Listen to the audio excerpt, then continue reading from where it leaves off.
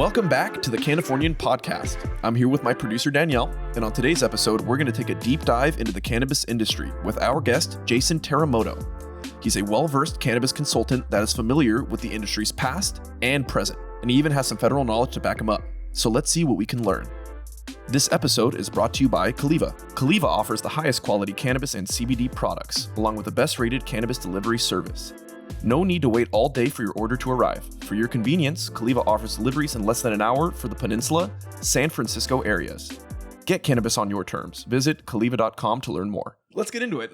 Give us a little bit of background to your cannabis experience. How did you end up today's Jason Teramoto? What's kind of the path that led you to where we are today? Why are we even talking to you about cannabis? How did you end up on a cannabis podcast?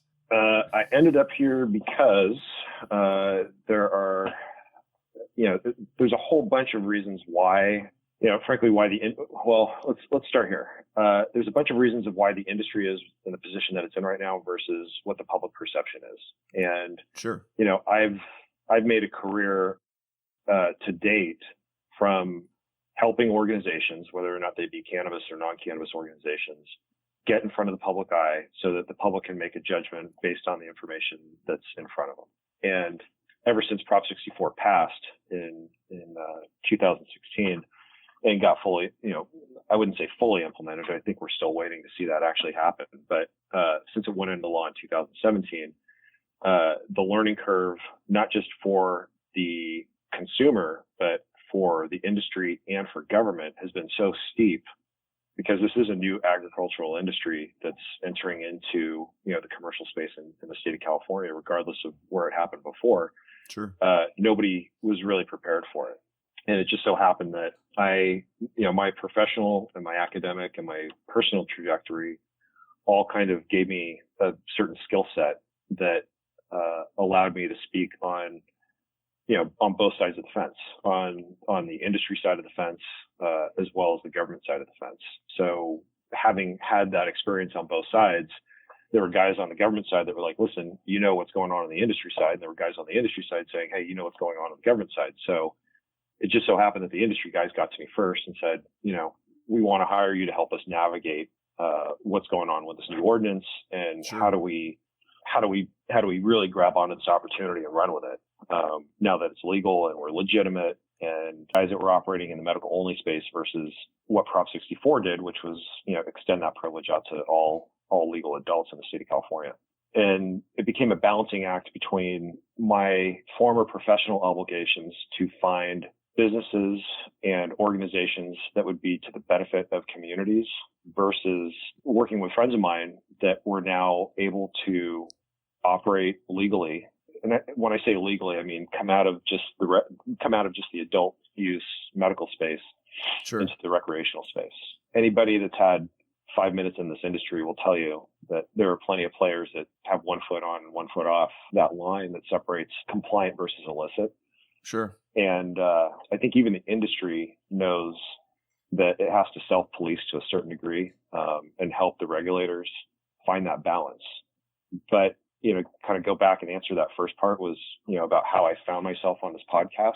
It was a combination of things, and it really Right. boils down to sort of being in the right place at the right time and having, the right perspective, being seen by some of my peers as being a good voice for both that can find a compromise between both, Right. and Right. not pushing hard on one side or the other. Yeah, that's important. It's difficult to Yep. find somebody who's, And a lot of luck. Yeah, you kind of had the perfect alignment of the stars there. Just that's a good point you make. You had equal amounts of respect from both sides of the page, which is kind of difficult in this industry, especially people that particularly are adverse to law enforcement regulation. Mm-hmm.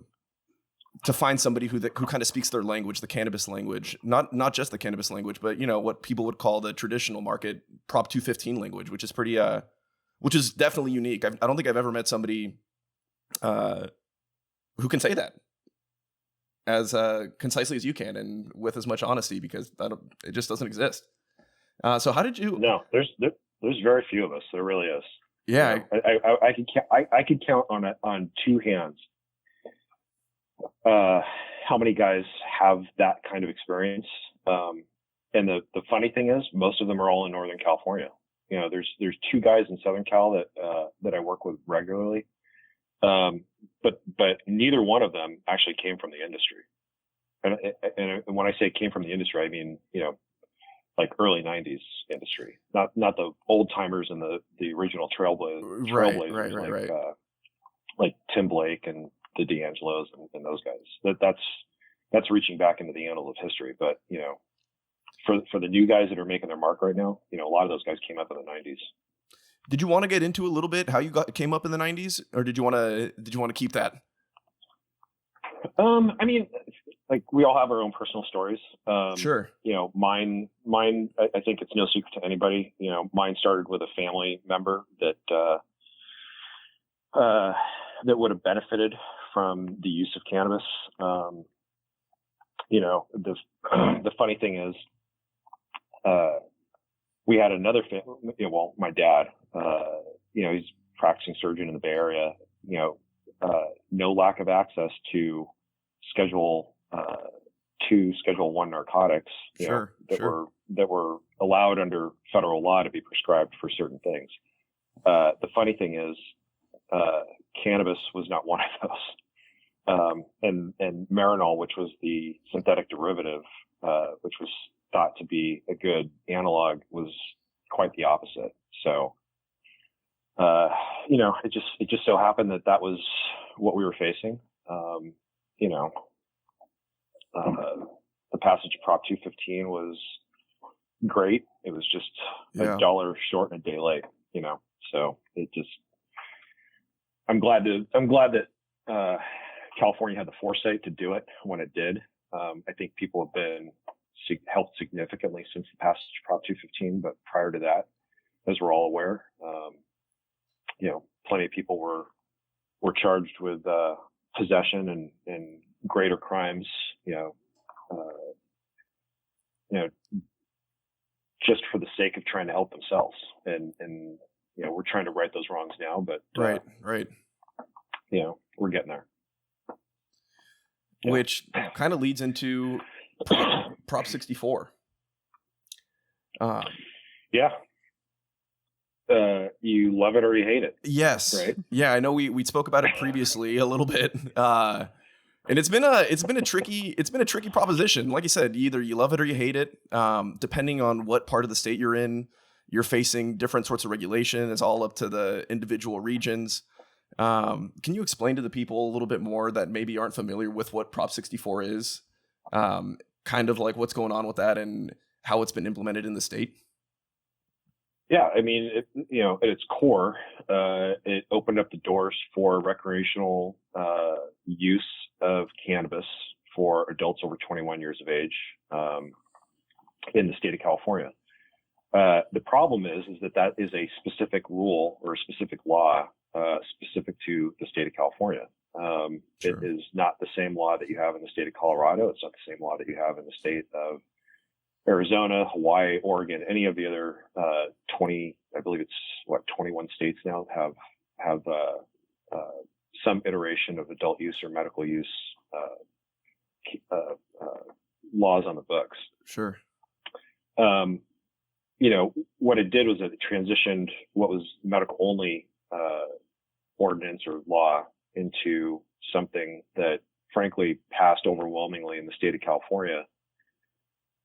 And then the way that it was structured or the way that it was proposed to the voters was that the language allowed for local control. On its surface, that would make sense because then that would allow cities like Turlock or Sacramento or San Francisco or LA or San Diego or any of the other, 58 counties in between to take the core language and then adjust it based on the constituencies that they were serving. So, from a bureaucratic standpoint, it made sense. Sure. Here's this blanket law. Here's the foundation. And here are some basic guidelines that you have to include in your local ordinances, but you're also allowed to make changes to this, given how your community is laid out. Sure. Right? Sure. And that made sense. Right. And the funny thing about Prop 64, and this is something that you see happening pretty much all over the state of California, is, okay, well, statewide it passed, but then you've got local municipalities saying, but not in my backyard. And so since Prop 64, right. And there's a lot of history there between Prop 215 and Prop 64 that I want to get into also, because that further kind of muddied the waters.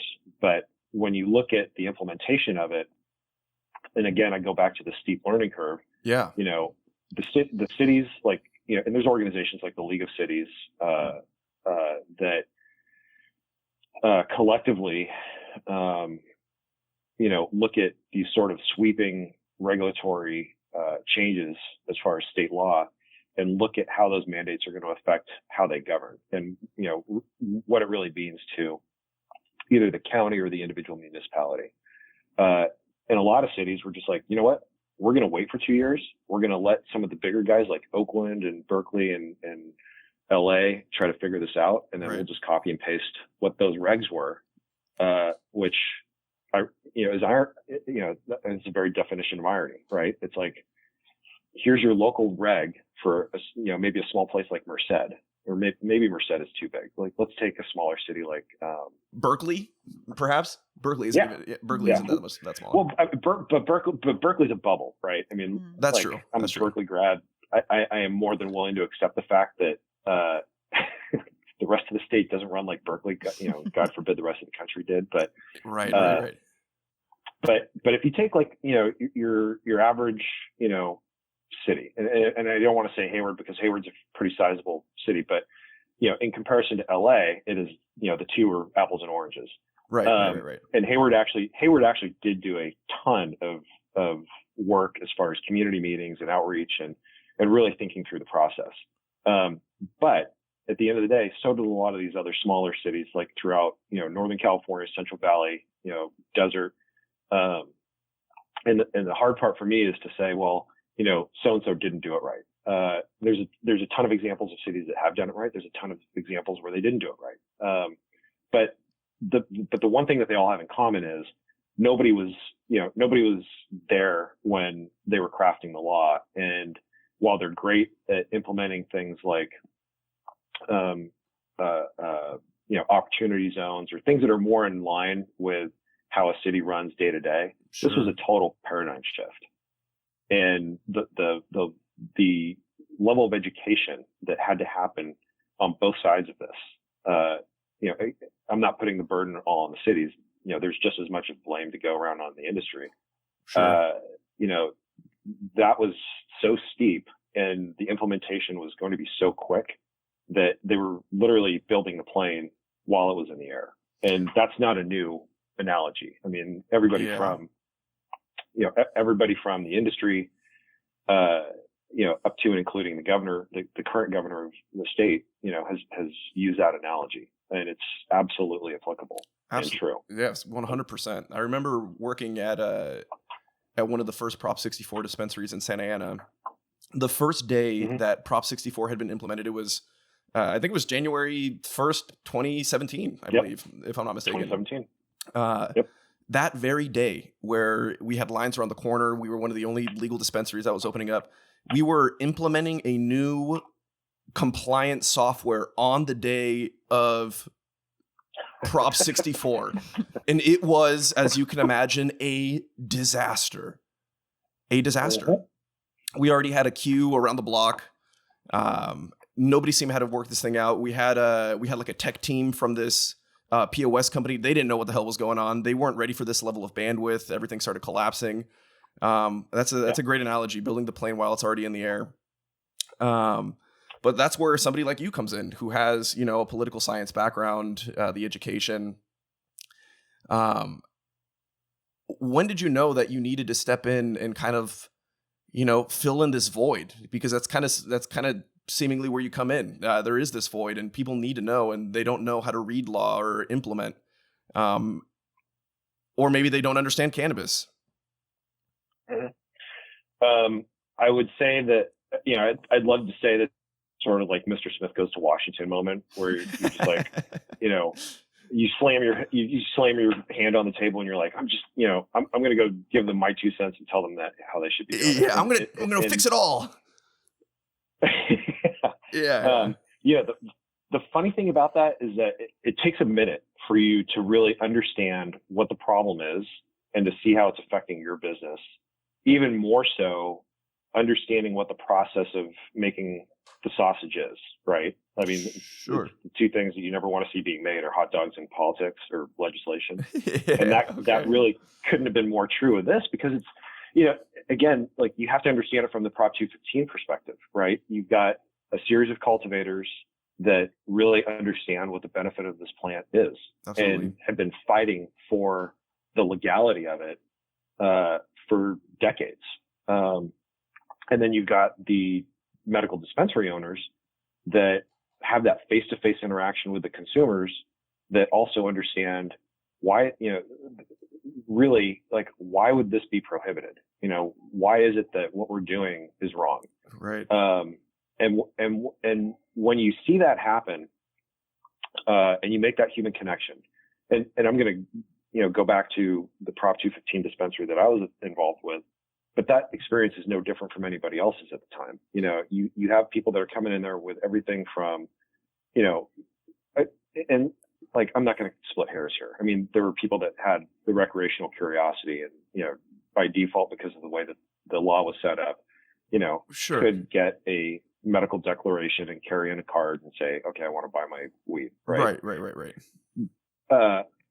But for the folks that really like my brother, right. That had a clear reason, to turn to cannabis, for pain management or appetite stimulation or any of the other benefits that this plant brings. Yeah.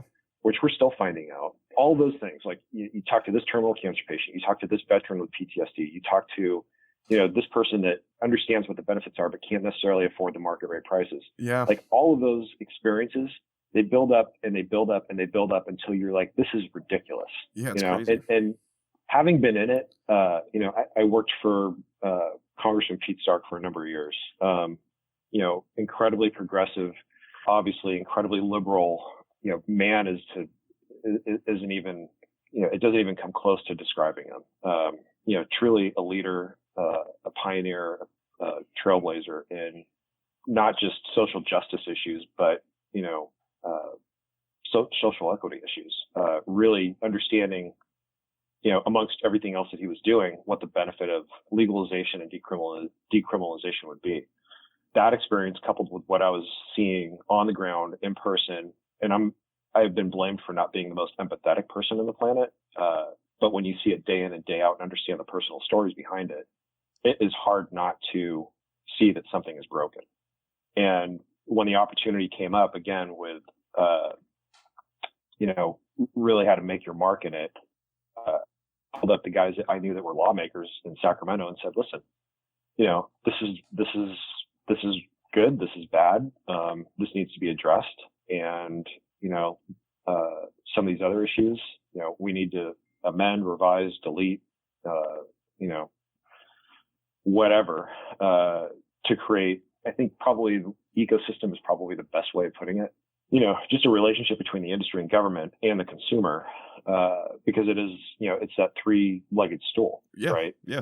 Without one, the whole thing topples over. Sure. The government input was there. The industry input was somewhat there, but there was no consumer input at all. And I mean, zero. Yes. And I thought that had to be, if you were going to personalize and normalize and justify, what changes were going to be made and how they were going to be made and who it was really going to affect, that voice had to absolutely be in there.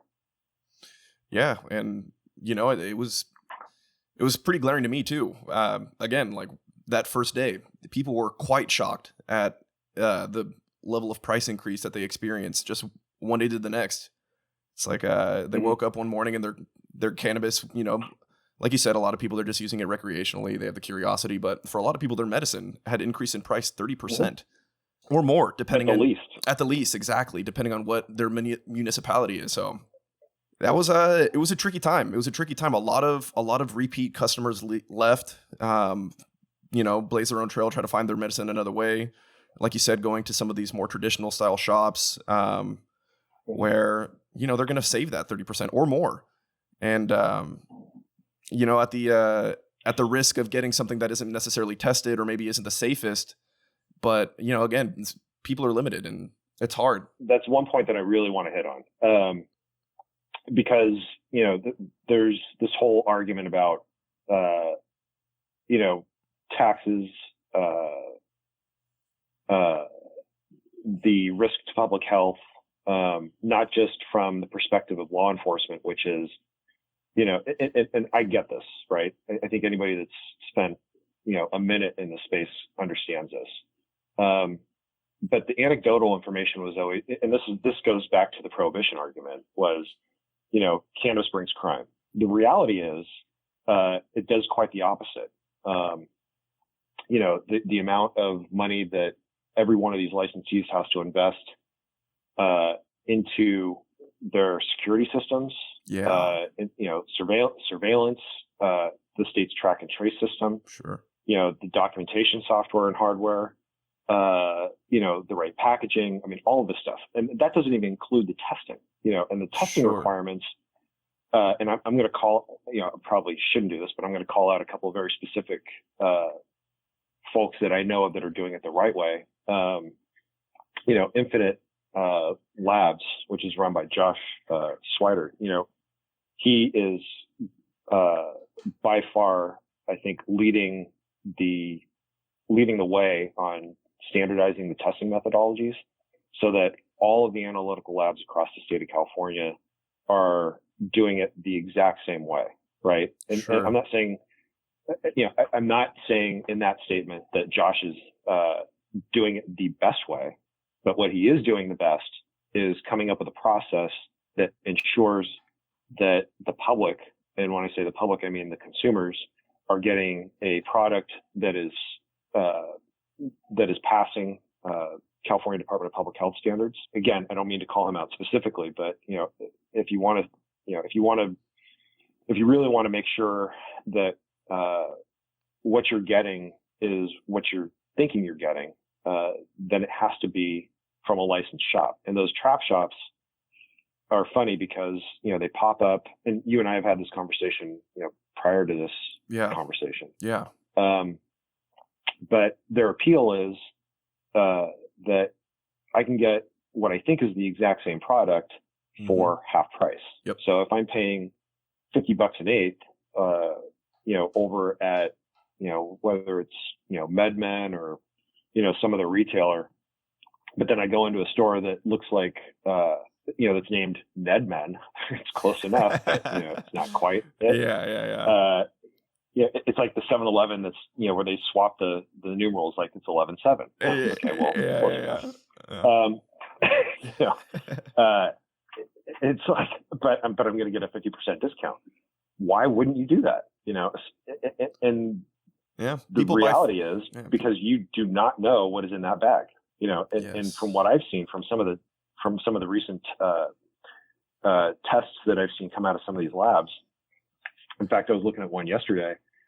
A passing test, for anything under what's known as the Cat 1 or the Cat 2 or the Cat 3 prohibited substances from the California Department of Public Health and BCC and California Department of Food and Ag. You can have a certain percentage of certain chemicals or certain substances, within the product. What you cannot have are things like pyrethians, right? Right. And there isn't a single consumer right now that's looking at a product and then asking for, the certificate of analysis on my vape pen. Like they go in, they buy their $60 vape pen, based on taste, based on the mechanism, based on the brand, the packaging. Not once. Packaging. Yeah, right. Not once are they asking for, well, what's in it, right? Very rarely. And if you knew, right, and this is something that Josh and my friend Aaron and a few other folks in this industry that have been really sort of pushing the bar are asking for is, let the consumer know. And as the consumer gets more sophisticated and more familiar with they will start to ask. But Sure. Again, if you go back to something like, pyrethrians, as an inert, they're fine. The minute you put a flame to them, which is 90% of this market, because, let's be real, like 10% of it's edibles. Yep. The rest of it's, vape or combustibles. Yes. You're heating it up. The minute you put a flame to it, one of the byproducts is cyanide. So it's like, yeah, and it's funny. Like I know a little bit about pyrethrins. I know that there's, if you look into it briefly, you see that it's kind of like a more natural insecticide. Mm-hmm. It's like it comes from like daisies or something like that. They extract it, and it's like it's like the daisy's natural mechanism to protect itself from predators, whatever. Yep. So you would think it's like, dude, it comes from flowers, man. Like it must be legit. But no, yeah, there's a certain set of reactions that occur when you heat this thing up, and it is not good. No, the catalyzing structure on it will make you sick, if not worse. Yeah, and that's the problem when you buy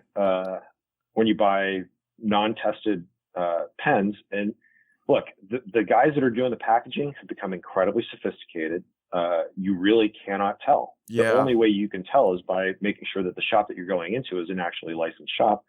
And the easy way to tell that, the BCC has put these QR codes on the doors so that it's really up to the consumer to make the decision, based on what they're finding online and whether or not they're visiting the shop, visiting the store personally, individually, physically, or going through a licensed distributor.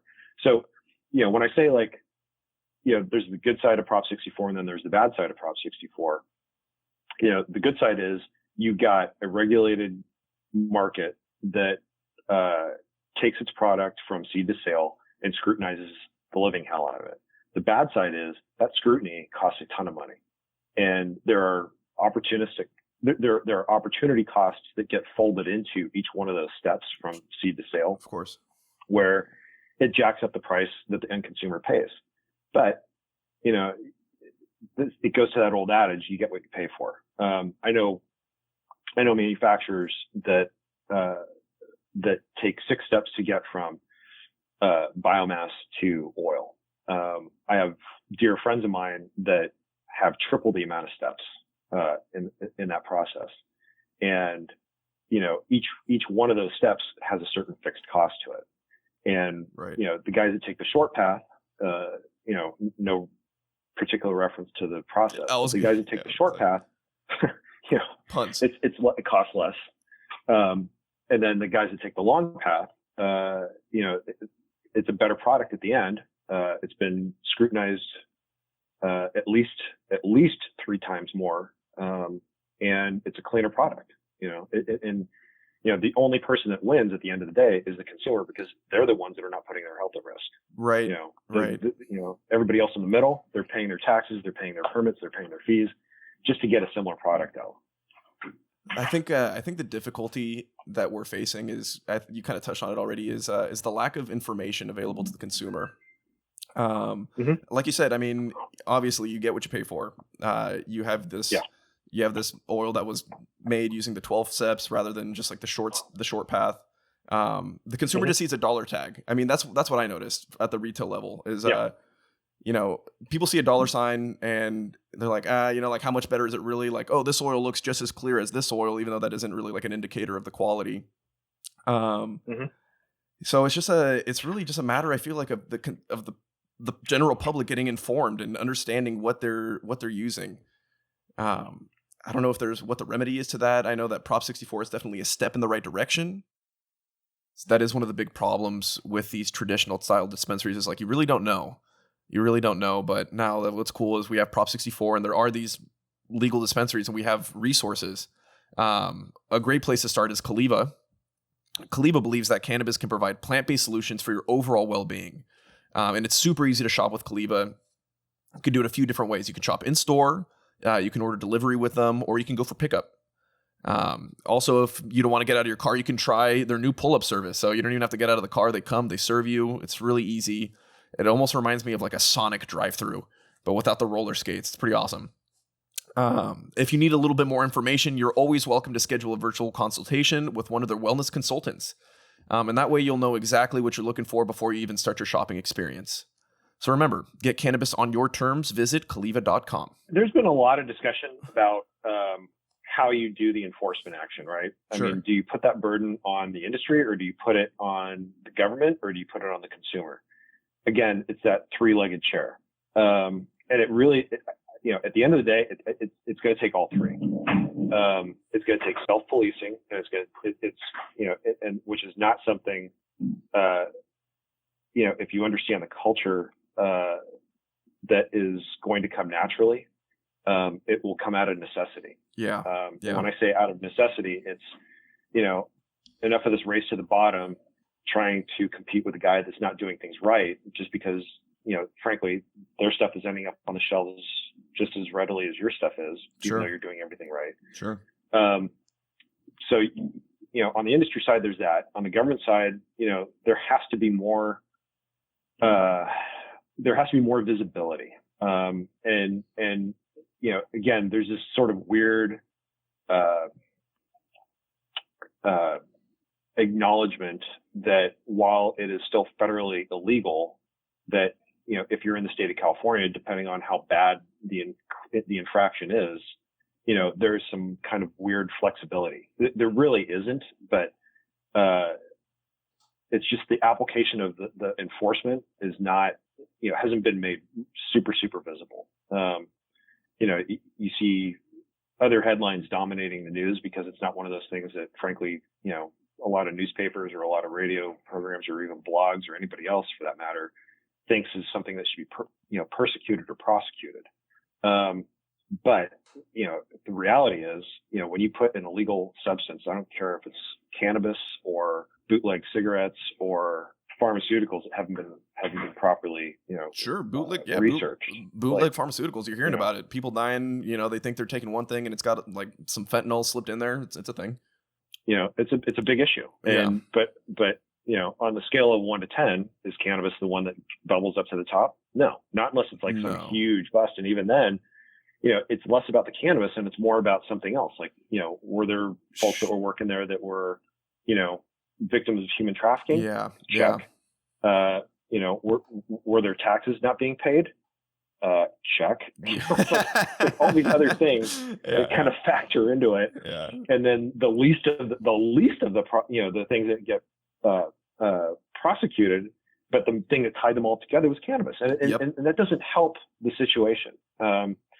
There's been a long-standing discussion about where the consumer's responsibility comes in on this, and the evolution of that discussion is now, I think, at a point where we can present it saying, we really need to put some of this burden on the consumer. And look, I am not a stranger to, nor are any of us, and from the discussions that you and I have had, along with the producer, Danielle, like we are all keenly aware of the historical context of persecution and prosecution of cannabis. Yep. In the community. And I'm not going to call out, whether it was, this community or that community. The application of that obviously was disproportional, depending on, who you were and where you lived. Like, we can all agree to that. Yeah. So when I say like we have to put some of this burden on the consumer, what I'm saying is, that burden is applied equally whether or not you're, a 75-year-old retiree that has an interest in how cannabis is going to help your life, or you're a 26-year-old returning war vet that has been told by your peers that it helps with PTSD, or you're just a 21-year-old kid that, can now buy weed as legally as you can buy beer. You know, and when I say the application of that burden goes, you know, is applied equally across, you know, all of those different demographics, what I'm saying is if you're caught with something that was bought at an illegal shop or acquired through illegal means, that the penalty that you get for that would be, you know, like, you know, talking on your cell phone the first time driving. Like you're going to get a fine to make sure you don't do it again, but it's not going to be, you know, something that's going to sink you. So it's like, you know, here's a citation the first time. The next time you're going to get a $150 fine. The next time you're going to get a $500 fine. You know, the time after that, you're going to start to lose privileges that the rest of, you know, us law-abiding citizens enjoy. So it then becomes, you know, the responsibility of the consumer to only buy from a licensed shop. It becomes the responsibility of the consumer to not get solicited by the 18-year-old kid in the parking lot saying, "Hey, here's $20. Can you go buy me, you know, a joint?" Yeah. You know, it's like it's like, you know, when you turn 21, it's funny because I remember this these days specifically, but you know, when you're 16, 17, 18, 19, whatever, you're like Friday night sitting in front of, you know, the liquor store. In my case, it was on Center Avenue between Castrelli and Hayward. And I'm trying to do this without incriminating myself, but whatever. You know, like looking for that dude that's like, you think it's going to be cool if you give him $20 to buy you, a 12 pack. Yeah. And a pack of cigarettes, right? And so you sit there for 30 minutes in what should be a 2-minute errand. But that's how you do it, right? Yep. But when you turn 21, you know, there's like this switch that goes off where you're like, screw you. I was you 5 years ago. I'm not, you know, I'm 21. I get to go in here and buy it legally. You have to sit out here in the parking lot for another 45 minutes and cut your teeth on this ritual that I had to do. Yeah. You know, it's the rite of passage, man. Nice try, kids. It is, right? Yeah. And so you're kind of like, you sort of look at it and you're like, I'm 21. I was fighting for this, you know, for this law while you were still in middle school, and nice try. Like, wait until you get to be 21. Then you get to enjoy the fruits of our, you know, all of our, you know, hard work and labor and, you know, suffering and whatnot. But that really does have to convey over. And I know that, you know, it's kind of a funny way of thinking about it, you know, from an analogy perspective, but the reality is, you know, without that kind of, you know, individual accountability, this is not going to change. And the industry is going to suffer, and, you know, local taxes that were promised as a result of putting this industry into those communities will never realize its full potential. So, you know, if you want to get into the real meat of what I do, it's really telling the cities like, look, this is how you're going to benefit. And then going back to the licensees and saying, look, this is a privilege that you are being extended. Now you have an obligation to live up to. And as long as we compare those two, where it's a compromise, where everybody wins. Totally. But the minute somebody drops the ball on that, we get into trouble. You mentioned the taxes and these cities getting the full benefit from gaining these taxes. I know we glossed over it before in our previous conversation. But what are the resources that people have to know that all of these taxes that they're now facing while purchasing their cannabis products are being implemented in a way that are actually beneficial to their city and their community?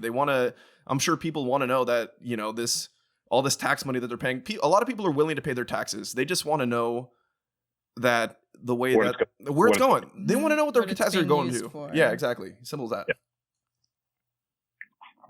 Yeah. Okay. So the simple answer to that is, get involved. Okay. All right. I'll tell you, there's nothing more important than, I think, every single person should attend. I mean, well, with COVID, there's no excuses, right? Like, you can just log into a Zoom call on Tuesday nights at 7:00 and listen to what the city is doing. You don't actually have to physically go down to City Hall and you know, sit in an auditorium in the best circumstance for 45 minutes, which usually happens in a small town like Blythe, where you've got less than, you know, 3,000 people, or you end up there until 4:00 in the morning, like in a city like Berkeley. Sure. You know,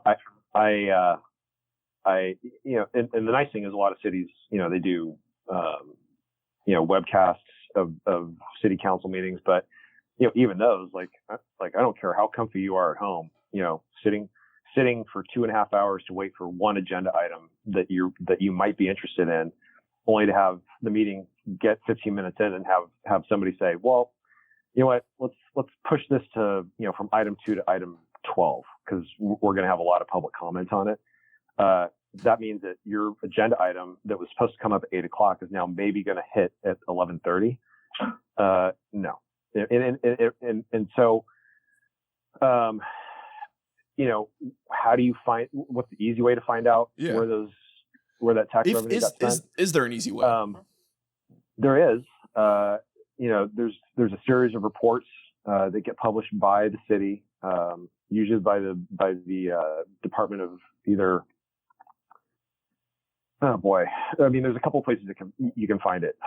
One is if you've got a public works department, you know, they'll have certain budget line items that will have benefited from the added tax revenue that came into the general fund via either A, development agreements, B, operating agreements, or C, voter approved ballot initiatives that were applied equally to all licensees that were in the cannabis space. Now, to see where that number out of the general fund came specifically from licensee A or licensee B or licensee C, those are not going to be all that apparent, and you'll have to file, you know, freedom of information requests to be able to get that information. And even then, you probably will not see, you know, an exact dollar figure. It'll be more like a range. And the reason that's the case is because, you know, there's certain protections that are given to private companies. Sure. You're saying that's the easy way, but to me, honestly, as a layman who doesn't have a political background, that sounds like a lot, man. Mm-hmm. I'm not going to lie. Like, I'm the average person who's on the daily 8 to 6 or 9 to 5 grind. At the end of their day, they're not worried about looking into their public works department, and they're just not going to do that.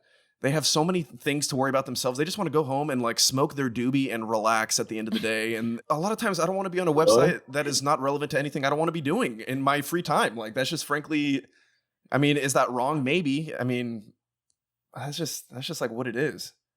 There's God, you guys are making me feel abnormal. Not abnormal, but I'll tell you what my day starts out. Literally, I wake up. Uh-huh. I have my Google alert set up a certain way, so that anything that has to do with any of the localities that I happen to be doing work in, that pops first, and then I get statewide news, and then I get federal news, and then I get, you know, industry specific news. Because it's funny, like the local stuff, you have to take that into context, because that forms your argument going back to the city. Yeah.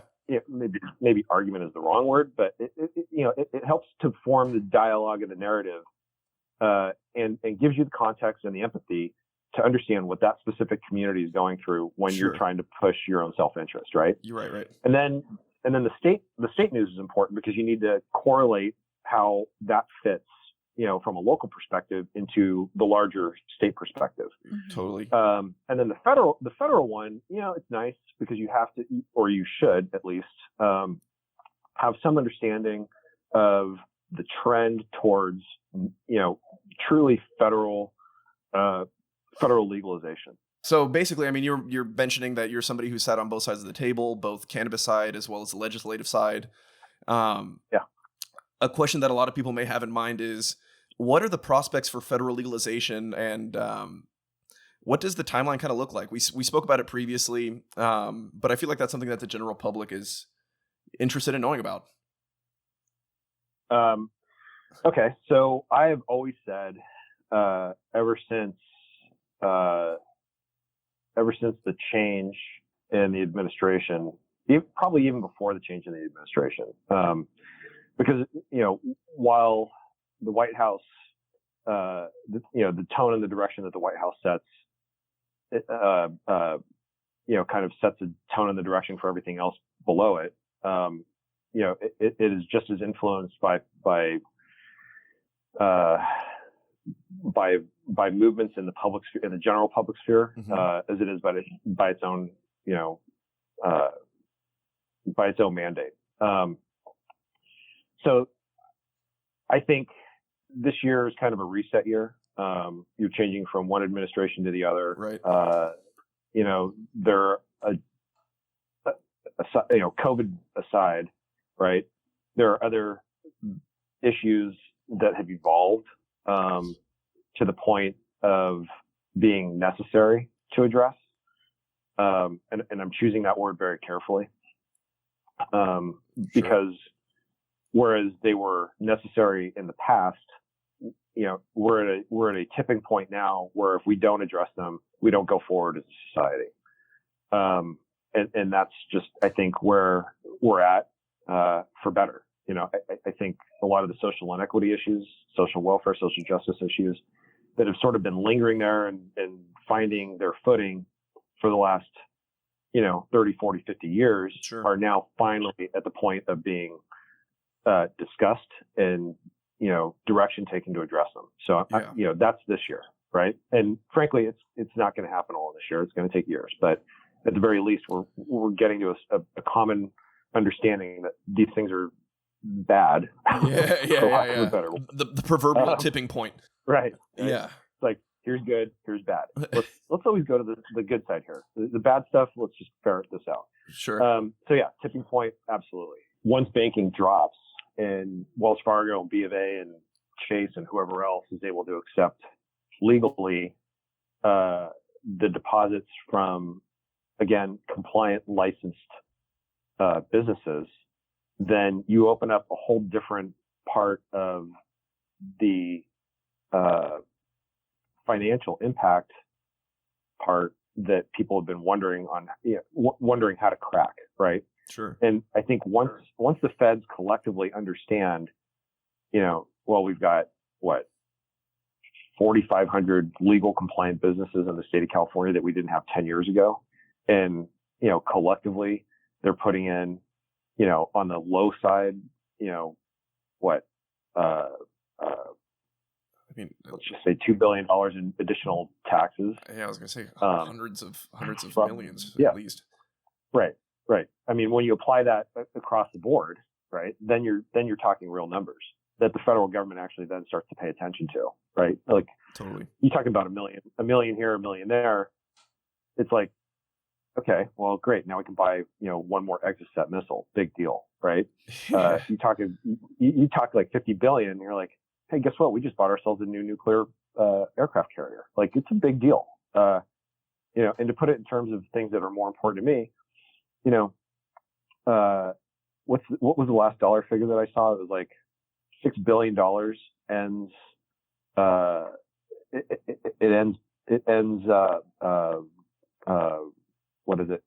Nutritional supplemental assistance for all the kids in all 50 states. Whoa. Like, that's an achievable number. That is, right? Yeah. And those are things that, again, like when you really look at the core of who's in this business and why they got into this business, like those are the things that matter to us, and those are the things that matter to the consumer. And frankly, those are things that matter to the legislators. I mean, for better or for worse, like the state of California, let's be real here, is dominated by Democrats. Yep. And there's a reason why. The state attracts a certain type of person. They want to elect a certain type of person to represent them, and that person has certain priorities. And we are all aware of, what these ills are.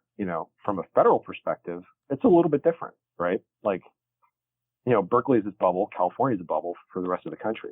Yes. But if you can address something like supplemental nutrition assistance programs with a fraction of the total tax revenue that this industry can bring in once it's federally regulated, like, I don't care, dude. That's a win, like, immediately. You're looking at a couple of different things. First, obviously, is banking. Then you get into the R&D side, and once you justify the fact that it can be delisted off of Schedule 1, then you drop it into Schedule 2.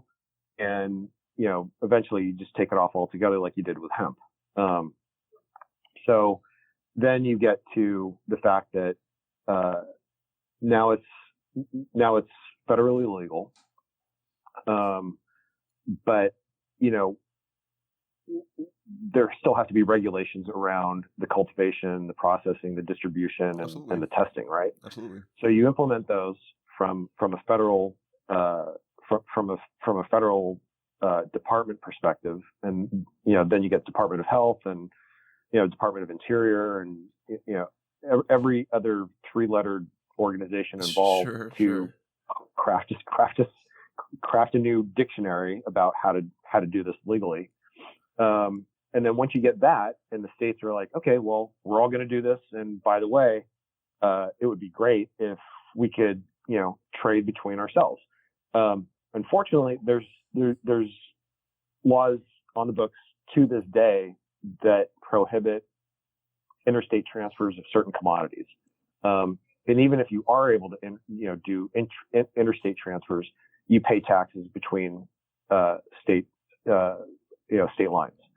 The way that California was set up, I think had that in mind sort of prematurely, but it was applicable because they have a three-tiered distribution system that's very similar to alcohol distribution, where there is a certain key point for taxation, but there's also a certain key point for being able to make sure that it's a licensed product, and you don't have a lot of diversion theft and all other shenanigans and whatnot going on.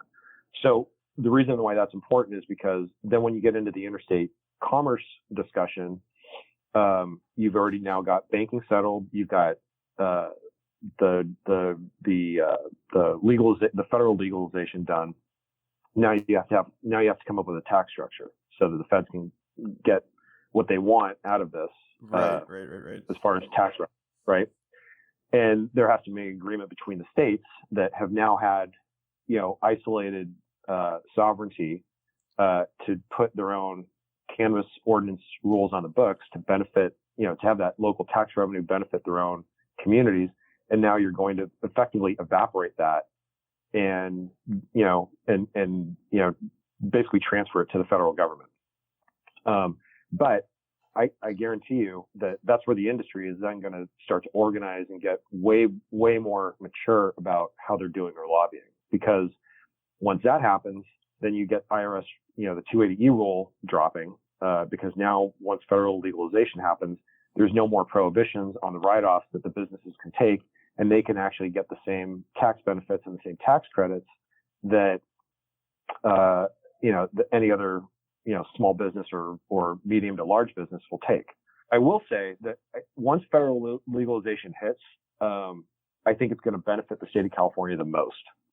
And there's cultural reasons why, but there are also legal reasons why. The reason why when federal legalization happens, that's important is because everybody and their mother is going to want basically Cali weed. Yeah. Period.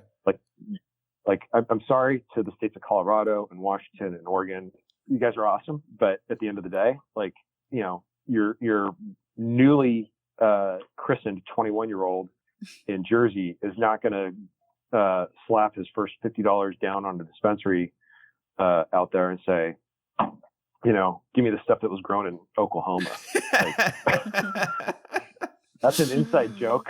Yeah. But you know where I'm going with that. I know right? I know where you're going with that. There is no equivalent to something that was grown. Weed culturally. I'm trying not to come up with a derogatory word for something that was grown outside of California, but that's the reality. You talk to anybody outside of California, weed comes from California, man. I talk to my cousins overseas, and I don't want to incriminate them, but they may or may not have had experience with cannabis in their foreign country, whatever. And to them, they always want to know what we're smoking on because weed comes from California culturally. They listen to rap music, they watch the media, whatever. Yep. And that's just, that's what it's equated to is good weed is from California. Yep. It's for lack of a better term, it's a culturally appropriated commodity. Yeah. It really, truly is. Totally. And it may be one of the only ones because when you really think about it, regardless of any of the other agricultural products that come out of the state of California. I don't care if it is, milk or cheese or wine or timber or fish or rice or what have you. I mean, look, that's a whole different conversation. But at the end of the day, the one that has probably the most pop culture recognition behind it is cannabis. Yep. And part of that is the culture that existed pre-legalization. That's a huge part of it, right? But what has been able to have been built since legalization, the industry has been the beneficiary of literally a huge explosion of just creative talent that's finally able to say, like, oh my God, this is legal. I can make a living off of doing this. And they bring in all these different perspectives that never ever existed before, partly out of necessity because, the whole industry had to exist where it had to exist, which was outside of the mainstream. Yep. That isn't to say that there was, a lot of creativity that was going on before then, because there was. And I mean, if you look at some of the art and some of the music and they all fold into the same thing. I mean, at the end of the day, it's all art, right? Yeah. But even the artistry behind some of what was going on from a biological perspective, where you take, certain specimens and combine them with others to get these, new and exotic strains, like that I classify as an art. That all laid the foundation for what we're going through today. Sure. But now it's so much more mainstream. And all of that, again, gets focused overseas. Like, it's not like overnight, somebody said, oh, California is the best one. Like, there's plenty to be said for, what comes out of Oregon, what comes out of Washington, what comes out of, Mile High, Colorado, even some of the stuff that's grown out in the desert, between Arizona and California, it's great. But at the end of the day, all roads lead back to California. Yep. And that's why I think, once we get to the legalization conversation, the big winner in all of that is going to be, the West Coast. Which is kind of funny because then it's going to set up this whole, West Coast, East Coast rivalry all over again. Which I'm kind of, Well, I'm interested to see how it works. Yeah, I was going to say the same thing. I'm really interested to see how this works. It seems like you have a pretty quick timeline for everything to happen, but it seems like there's a lot of big moving parts between the banking and getting all the states on the same page and cross trade regulations, whatever. But I mean, I guess time will tell, and we'll see. It seems like we're making a lot of big steps. I think if you really look at it, you're probably at I've always said it's going to be 2023. And the reason why is because, again, you've got this year is the reset year. Next year is midterm elections. Both parties are going to be fighting to pick up, the seats that they need to pick up to maintain or gain power. 2023 is an off year. It's the year right before the next election and the next presidential election. So if there's anything that's going to happen where somebody can call back and say, by the way, during my first term and, during my first 4 years, this is what I was able to accomplish. I mean, that's a bellwether that's, as big, if not bigger than universal health care. Now, how people react to that, we still have the ongoing argument about whether or not universal health care was a good or a bad thing. Yeah. I personally fall on the side that it was a good thing.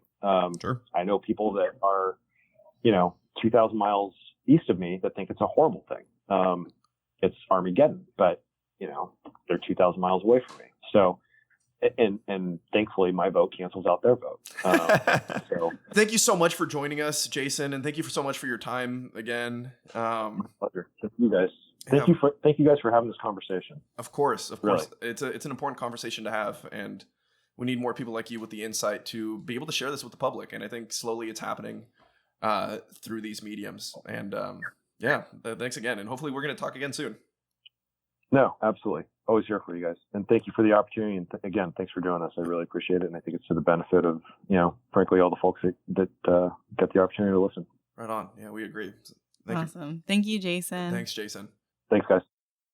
Thanks again for tuning in to this week's episode of the Cannifornian Podcast. Special thank you to Jason for his insight and knowledge. Definitely getting a lot out of that one. I hope that everybody was able to get a better look into the industry and understand just a little bit more of what's really going on. I know there's a lot of layers to it and people don't really get to take a look into it. Don't forget to follow us on our socials at The Cannifornian and listen to us on your favorite podcast platform. Visit Caliva.com to learn more about their wide selection of top products, including tinctures, flower, edibles, pre-rolls, and so much more. Shop in-store at one of their California locations or get it delivered straight to your door. Visit Caliva.com for the best deals. Get cannabis on your terms. Shop with Caliva. The views expressed by guests on this podcast are their own, and no endorsement is implied by their appearance. Views expressed by podcast employees are those of the employee and do not necessarily reflect the view of the Cannifornian, its parent company, or its affiliates.